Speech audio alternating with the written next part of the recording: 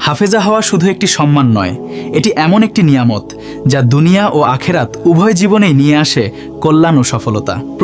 প্রথম শিক্ষাগার হিসেবে ভূমিকা। একজন হাফেজা একজন আদর্শ মা হতে পারে। তার কোলেই গড়ে ওঠে ভবিষ্যৎ প্রজন্ম, যারা কুরআনের আলোয় আলোকিত হয়। দ্বিতীয়ত, জ্ঞানের সংরক্ষণ ও প্রচার। কুরআনের হাফেজা হওয়া মানে আল্লাহর বাণীকে হৃদয়ে ধারণ করা। সে নিজে শিখে আবার অন্যদের মাঝেও তা ছড়িয়ে দেয়। তৃতীয়ত, শিক্ষকতা ও কর্মসংস্থান।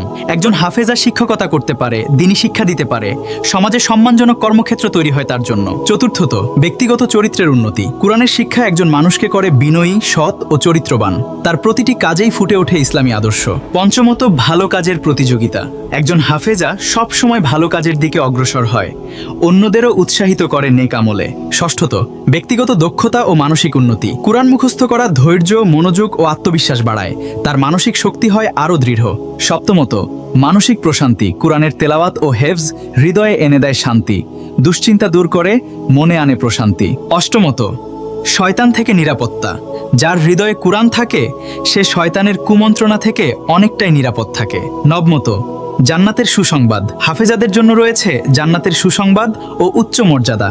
আখেরাতে তারা হবে সম্মানিত। তাই আসুন আমরা আমাদের কন্যাদের হাফেজা হিসেবে গড়ে তুলি, যাতে তারা দুনিয়া ও আখেরাত উভয় জাহানেই সফলতা অর্জন করতে পারে।